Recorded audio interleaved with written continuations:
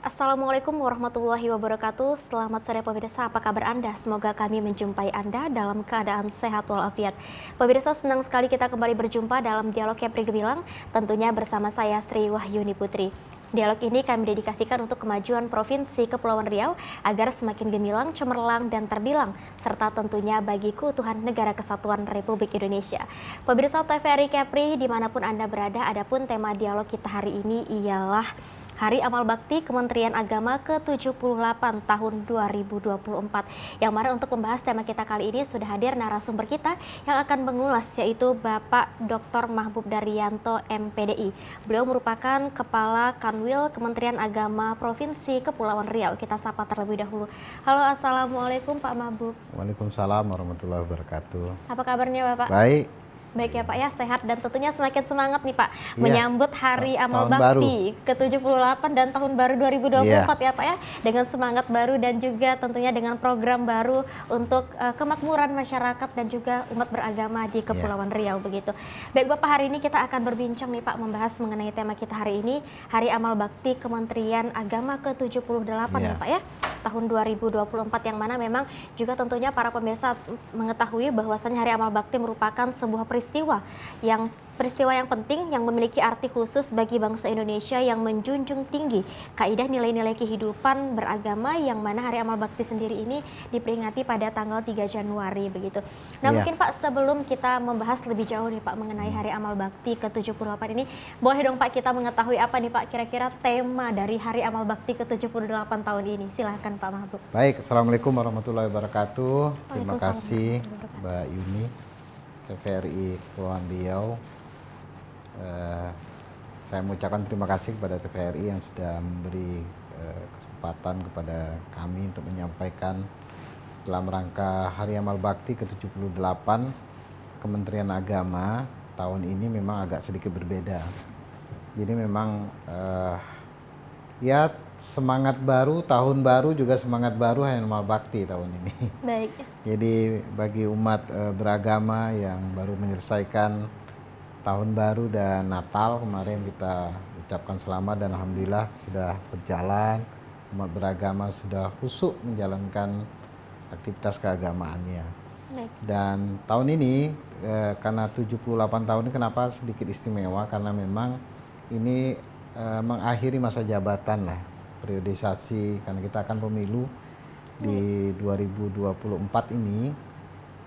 Dan ya pastilah umat beragama pasti terlibat semuanya, karena memang hadirnya Kementerian Agama itu sebagai jawaban akan bagaimana pelayanan umat beragama dan memastikan umat beragama itu terlayani dengan semaksimal mungkin. Nah, makanya tahun ini tagline kita bahwa Indonesia hebat bersama umat gitu ya. Indonesia hebat jadi bersama Indonesia umat. Jangan Indonesia aja yang hebat, tapi umatnya nggak hebat gitu. Betul. Jadi memang kita bagaimana tagline kita tahun ini ya, di Indonesia hebat bersama umat. Jadi bagaimana umat beragama lah, karena Kementerian Agama mengurusi umat beragama, yang kita tahu bahwa hadirnya Kementerian Agama itu dalam rangka melayani umat beragama yang ada di Republik Indonesia yang kita cintai ini.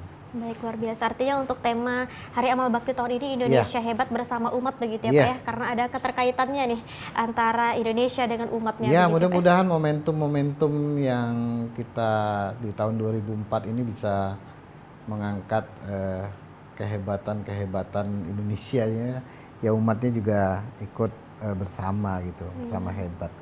Baik, ini bedanya dari tahun-tahun sebelumnya apa sih Pak Hari Amal Bakti ini? Tahun ini tahun lalu biasanya kita upacara ya. Baik. Upacara. Tahun ini kita lebih banyak kegiatan-kegiatan kita diwarnai dari kegiatan sosial lah. Baik. Dari mulai kita setelah apel nanti kita berdoa ya. Berdoa, dan malam ini kita juga secara online nanti seluruh umat beragama di jajaran Kementerian Agama nanti akan pembacaan puisi dan doa di Taman Ismail Marzuki nanti malam pukul 19. Dan besoknya kita apel dengan ya sederhana saja, tidak juga tidak upacara besar. Dan setelah itu kita doa bersama dan lintas agama dan syukuran, dan juga ada pameran dan bazar. nanti yang akan dilakukan khususnya di Kanwil Kemenak Kepri. Ada juga penyerahan sembako gratis, sembako subsidi, dan nanti juga ada kegiatan yang akan kami lakukan mungkin di daerah, karena memang kita coba bagaimana tahun sebelumnya di Batam, di Tanjung Pinang, Bintan, di Batam, di Tanjung Balai Karimun. Tahun ini kita akan ke Kabupaten Lingga. Di samping untuk membangun silaturahmi kami keluarga jajaran Kementerian Agama di Kabupaten Lingga tahun ini, dan akan ada kegiatan-kegiatan sosial yang akan dilakukan di sana, misalnya pembersihan rumah ibadah, temu tokoh lintas agama juga, karena memang nanti syukurannya juga dilakukan di sana juga nanti. Baik, artinya dalam rangka Hari Amal Bakti ini tidak hanya fokus kepada masyarakat yang ada di provinsi ya Pak ya, Yeah. tapi juga menjangkau masyarakat yang ada di berbagai kabupaten kota begitu. Iya, insya Allah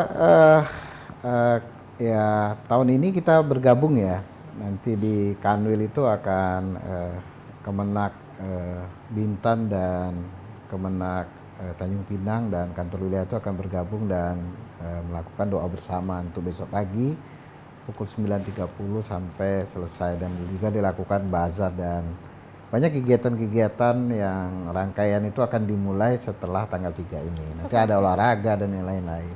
Kenapa kita tidak dimulai awal-awal bulan Desember ya, memberi kesempatan lah untuk umat beragama yang lain Untuk mungkin khusyuk mau, ya Pak ya, iya, menjalankan biar ibadah. khusyuk, yang mau khusyuk ibadah, yang Betul. mau khusyuk liburan, mungkin silaturahmi dengan keluarga yang selama ini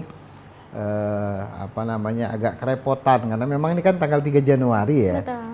Jadi kalau rangkaian-rangkaian kegiatan yang kita mulai di bulan Desember, kapan mereka mau libur, kapan mereka mau kumpul dengan sanak saudara atau pulang kampung silaturahmi kepada kedua orang tua mereka gitu. Baik. Dan mana yang mau pulang kampung gitu kan, nah, mereka punya waktu yang cukup untuk menikmati di akhir tahun. Baik, luar biasa. Artinya untuk kegiatan ini dimulai pada tanggal 3 Januari ya Pak, Iya. 2024.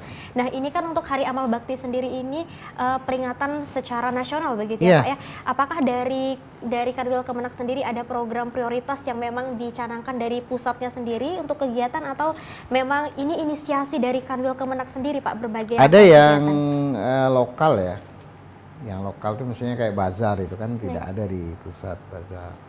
Kalau doa memang kita itu dari pusat. Nah, nanti malam itu yang secara nasional, secara virtual, dan juga yang melalui luring di Taman Ismail Marzuki. Dan besok itu apel yang untuk tingkat pusat itu dilakukan di Tugu Proklamasi. Baik. Tugu Proklamasi, dan di daerah masing-masing menyesuaikan dengan kondisi daerah masing-masing. Nah, kita apel pagi itu jam 7 ya, kita paling apel 1 jam. Baik. Karena apel kan tidak ada penaikan bendera dan segala macam. Dan nanti juga biasanya ada pemberian penghargaan Satya Lencana ya kepada karyawan kita. Nanti kita agendakan mungkin di sekitar tanggal 8 lah. Baik. Karena besok itu kita lebih banyak kegiatan-kegiatan yang tidak terlalu formal, dan lebih banyak kita doa lah. Doa ya Pak ya. Apalagi mengawali tahun baru ya Pak Iya. ya, 2024 dengan harapan baru dan juga dengan semangat baru begitu. Nah dari berbagai macam kegiatan nih Pak, ini kira-kira berjalan selama berapa hari Pak rangkaiannya? Kita memang baru start besok ya, start besok, dan ini akan terus ya di daerah juga, misalnya mengajak masyarakat untuk bergotong royong, donor darah ya. Donor darah. Donor darah ya secara perlahan-lahan, karena mengingat kesibukan di awal tahun ini kan juga cukup menyita waktu juga. Betul. Menyocokkan waktu, apalagi kita di kepulauan, nanti kita menyesuaikan dengan jadwal ya, apalagi musim sekarang misalnya kami mau ke Lingga gitu kan, Betul. ya mungkin agak reda-reda dikit. Betul. Baru Menunggu kita angin ya Pak ya. ya nunggu angin lah, kita bisa ke sana sambil menyapa teman-teman kita yang ada di kepulauan, di pulau-pulau. Nanti kalau mereka yang ke sini kan repot, mendingan kita yang keluarga di Kanwil ya datang ke sana bersama ya kemenak-kemenak yang lain juga pun. Kita ada family gathering nanti di Lingga untuk mendekatkan umat mereka, bahwa mereka itu ya ada perhatian lah dari kita untuk teman-teman kita yang perlu kita sapa, karena mereka dari pulau-pulau itu Kalau mesti ke Tanjung Pinang itu kan agak repot ya. Nah ini tinggal yang belum ini kan tinggal mungkin tahun depan mungkin di Anambas gitu kan. Tahun depan mungkin di Natuna yang terakhir. Karena yang sebelum-sebelumnya udah kita lakukan dan itu kami rasa untuk mengakrabkan dan mendekatkan para keluarga-keluarga besar kita dan para stakeholder kita yang ada di daerah juga bisa kita sapa langsung dan ya di acara-acara itu juga ada dialog gitu kan. Apa-apa sih sebenarnya potensi-potensi yang perlu kita kembangkan, apa layanan-layanan kami yang mungkin perlu masih dirasakan kurang, mungkin bisa kita lakukan sambil kita berevaluasi lah. Berevaluasi kemungkinan layanan-layanan kita yang perlu kita tingkatkan di tahun ini ya, sampai tahun yang akan datang. Baik, luar biasa. Artinya di tahun 2024 ini ya Pak ya, dengan semangat baru dan juga dengan kerja yang luar biasa juga harapannya. Nah ini Pak, dari tahun ke-78 ini Pak, kira-kira apa nih yang harus dibenahi lagi agar Kementerian Agama khususnya Kanwil Kemenak Kepri agar lebih baik lagi dari tahun sebelumnya Pak? Ya kita ini sebenarnya punya prestasi sudah cukup banyak ya, termasuk teman-teman kita di Kemenak Kabupaten dan Kota itu mereka udah banyak punya prestasi bagaimana mereka dari sisi pengelola anggaran, mereka mendapat apresiasi. Kemarin juga kita sudah dapat anugerah yang informatif lah, artinya bahwa kita sudah sangat terbuka untuk dari sisi informasi. Nah banyak hal misalnya soal kerukunan umat beragama itu yang menjadi kepentingan dari Kementerian Agama karena ya orang rukun ini kan sifatnya dinamis. Kan? Betul. Sifatnya dinamis, kenapa ya orang hari ini bisa rukun besok pagi tidak rukun. Nah, kerukunan umat beragama ini kan tahun ini kita di indeks rata-rata nasional itu 76 ya. Dan alhamdulillah Kepri itu 83% ya dari apa namanya, kita nomor 2 setelah Nusa Tenggara Timur. Nah, tahun lalu bahkan 2022 yang lalu kita bahkan kita yang tertinggi di Indonesia dengan indeks 85. Nah di situ kan ada faktor apa namanya, indeks itu diwarnai dengan faktor indeks kesetaraan, indeks kerukunan dan indeks kerjasama. Nah rata-rata itu kita sudah berada posisi yang sangat baik. Nah ini perlu kita rawat, ngerawatnya ya dengan cara kita berkomunikasi. Apa sih sebenarnya setiap problem kan problemnya sering dikomunikasi.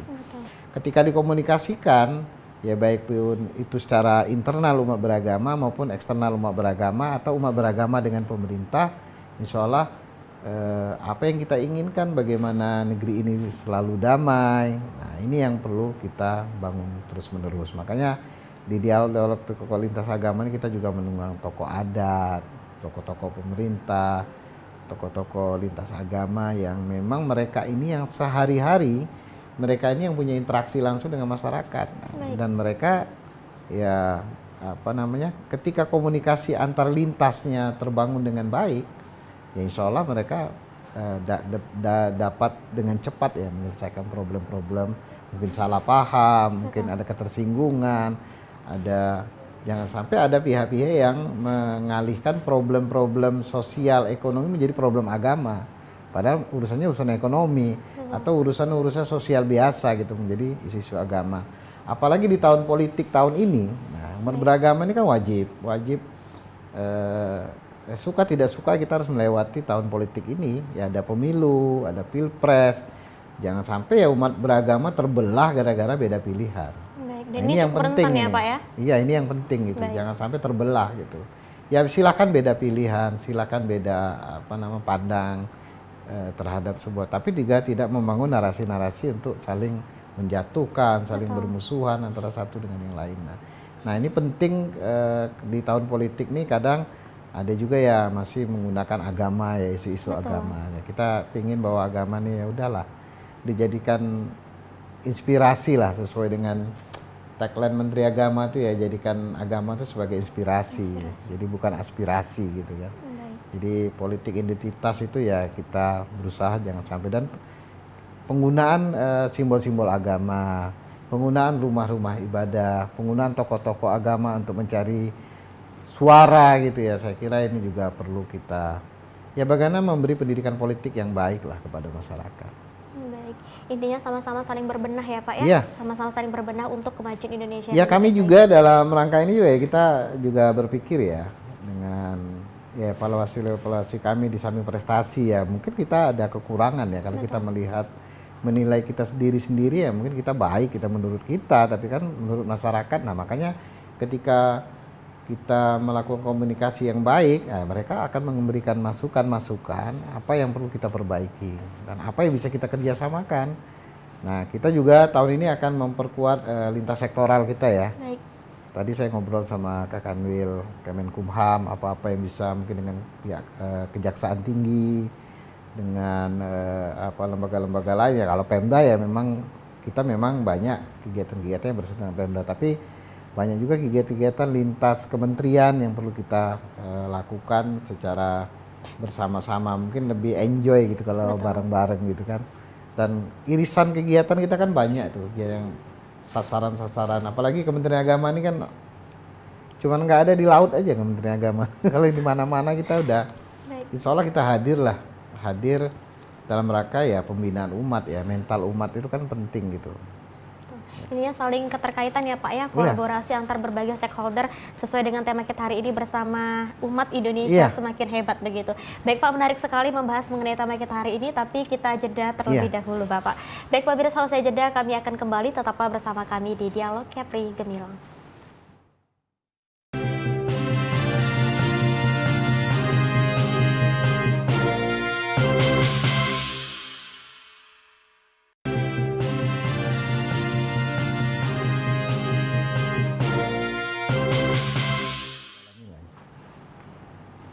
Baik pemirsa, terima kasih Anda masih bersama kami di Dialog Kepri Gemilang. Masih bersama saya Pak Mahbub, kita masih membahas mengenai Hari Amal Bakti Kementerian Agama ke-78 tahun 2024. Baik Bapak, di segmen pertama tadi kita sudah banyak berbincang mengenai berbagai rangkaian kegiatan ya Pak ya, menyambut Hari Amal Bakti ke-78 ini, kemudian tema yang diangkat dan lain sebagainya macamnya. Nah, tadi salah satu rangkaian kegiatannya yaitu adalah bazar nih Pak. Nah, bazar ini sendiri bagaimana nih sistemnya Pak? Apakah memang diisi oleh para pelaku UMKM atau bagaimana Pak? Iya, kita ini kan Kementerian Agama ini kan memberikan sertifikasi halal bagi UMKM gratis ya. Alhamdulillah dari target yang diberikan oleh pemerintah pusat itu 8.888. Baik. Dikasih target ya. Baik. Tapi alhamdulillah sampai hari ini kita sudah 10.000 lebih. 10.000 lebih yang sudah keluar sertifikat. Baik. Yang sudah mensubmit ya, karena kita online ya. Baik. Yang sudah mensubmit itu sekitar 13.000. Jadi masih ada 3.000-an lagi yang memang sedang secara perlahan ya dia akan keluar. Dan di bazar ini kita mengundang UMKM halal ya. Jadi besok itu juga ada ya kuliner yang mungkin kita gratis kan lah bagi peserta upacara untuk besok ya. Di samping juga mereka mendisplay lah besok kan ada tamu undangan kami, bahkan kita ada juga undang masyarakat juga untuk hadir ya di situ. Nah ada juga tebus sembako murah yang memang nanti itu juga bukan untuk ASN ya. Baik. Tapi yang untuk ASN dan juga mungkin ada kupon yang kita bagi-bagi. Dan ada juga kita bersama Basnas di masing-masing kabupaten dan kota kita juga menyerahkan sembako gratis melalui kabupaten kota. Kalau di Kanwil kan terlalu jauh, ongkosnya mungkin lebih mahal ngambilnya yang di Bintan, yang di Tanjung Pinang, yang di Tanjung Pinang. Nah ini juga kita lakukan secara mulai besok lah kita lakukan itu. Nah ini yang ya nanti ada juga produk-produk dari pesantren yang akan hadir besok di tempat kami. Jadi memang kami mendisplay layanan untuk apa namanya? Layanan untuk masyarakat di tahun ini. Nah, kita tahun ini juga bagaimana misalnya kita ini ada 7 prioritas ya Kementerian Agama nih. Soal moderasi beragama. Nah, moderasi beragama ini kan cara pandangnya ya, cara pandang umat beragama soal perbedaan ya. Insya Allah di Kepri, alhamdulillah saya mengucap terima kasih kepada stakeholder kami lah, seluruh dari pemerintah daerah, dari lintas kementerian yang sudah selama ini mendukung kami ya. Karena memang tugas pokoknya Kementerian Agama. Bagaimana merevitalisasi layanan-layanan masyarakat melalui kantor urusan agama. Dan juga bagaimana juga kita bersama Basnas, ya ini kan lembaga pemerintah non struktural yang mengelola dana keagamaan lah.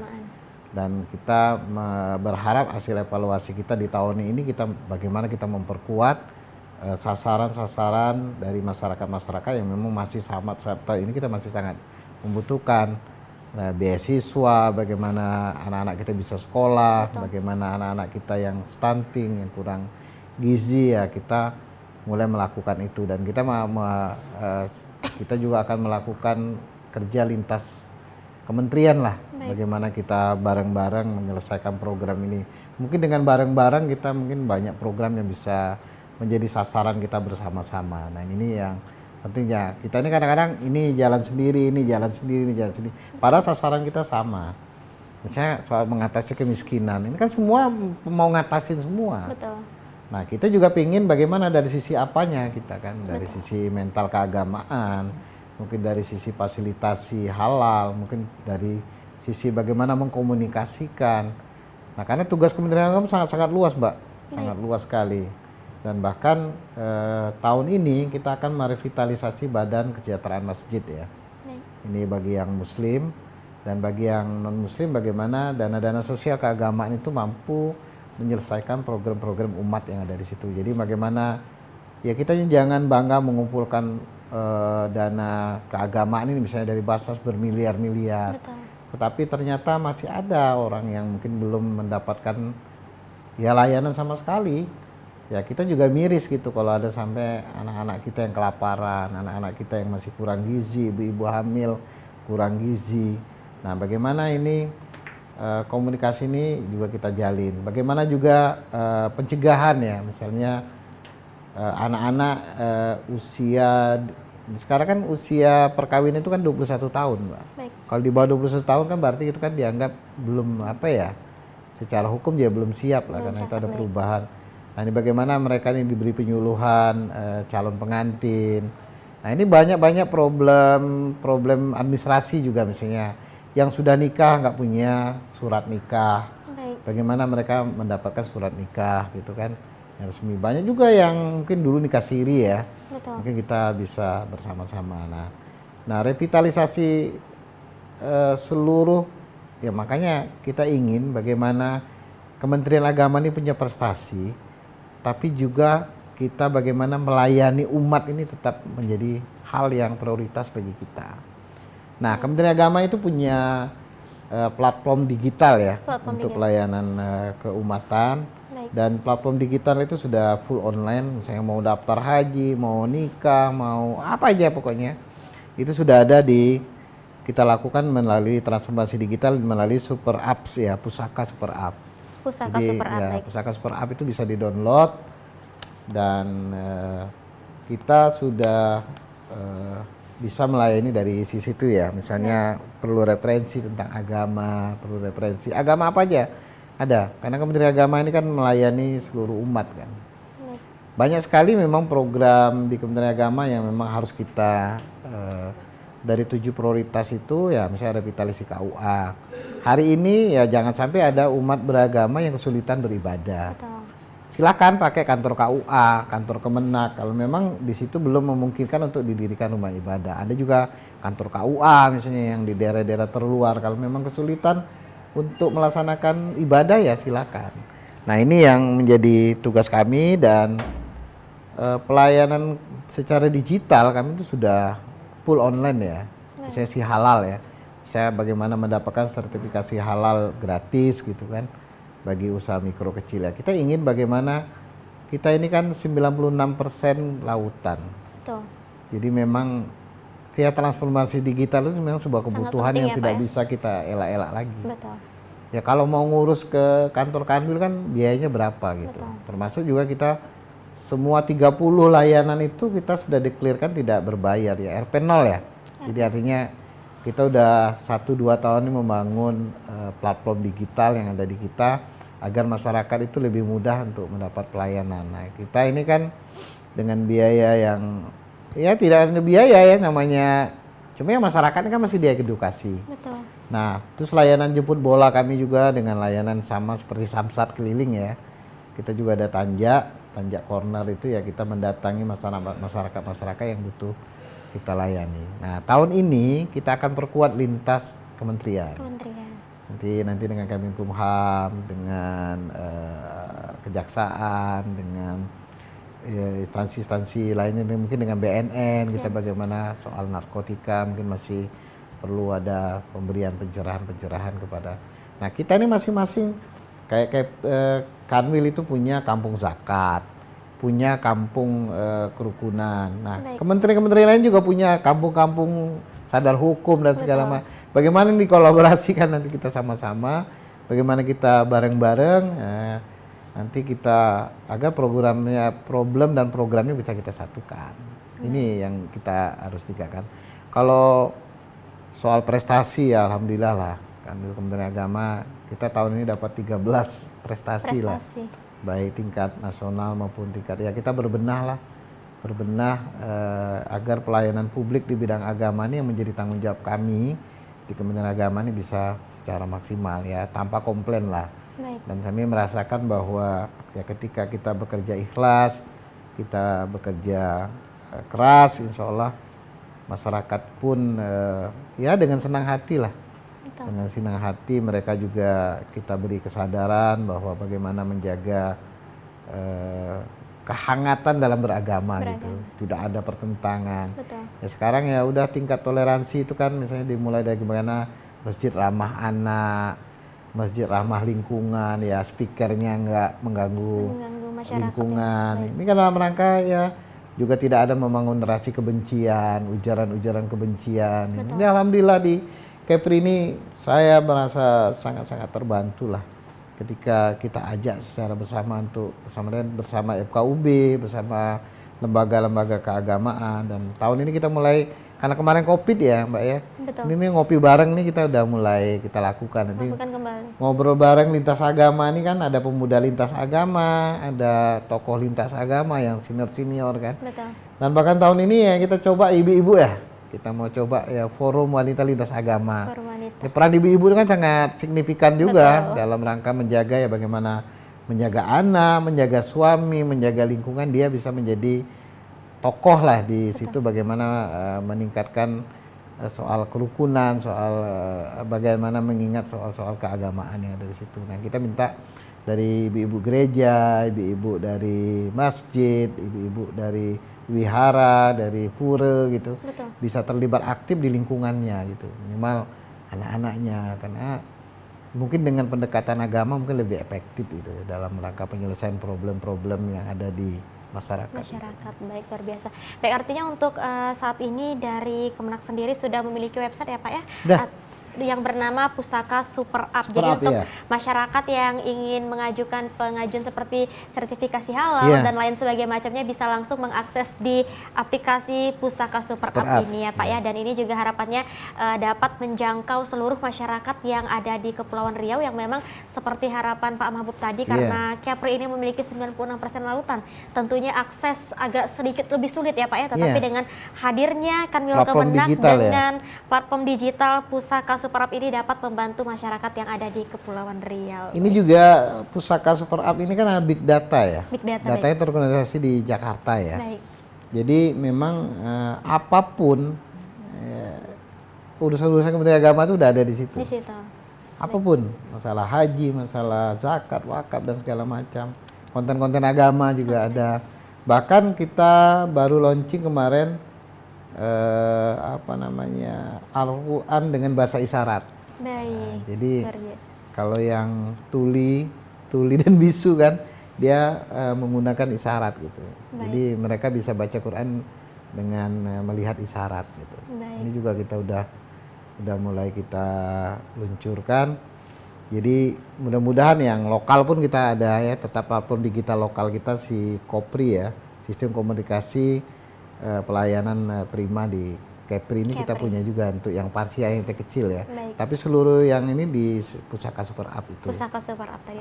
Silakan di-download di Play Store, itu juga untuk masyarakat umum ya.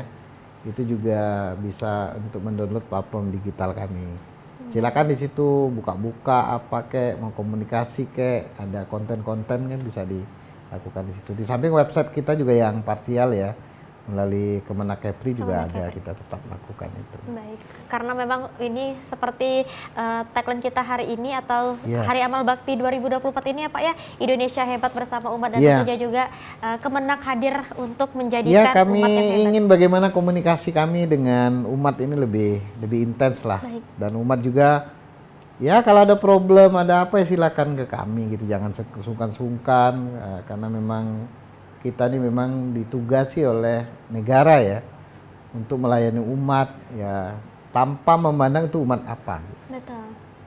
Jadi apa namanya, orang ini yang menyangka kan kalau muslim mayoritas ya muslim saja, tapi enggak, kita semua, kita tanpa diskriminasi, dan yang penting itu tanpa bayar. Tanpa berbayar. Tanpa bayar. Baik, jadi pelayanan Kementerian Agama itu sudah RP 0.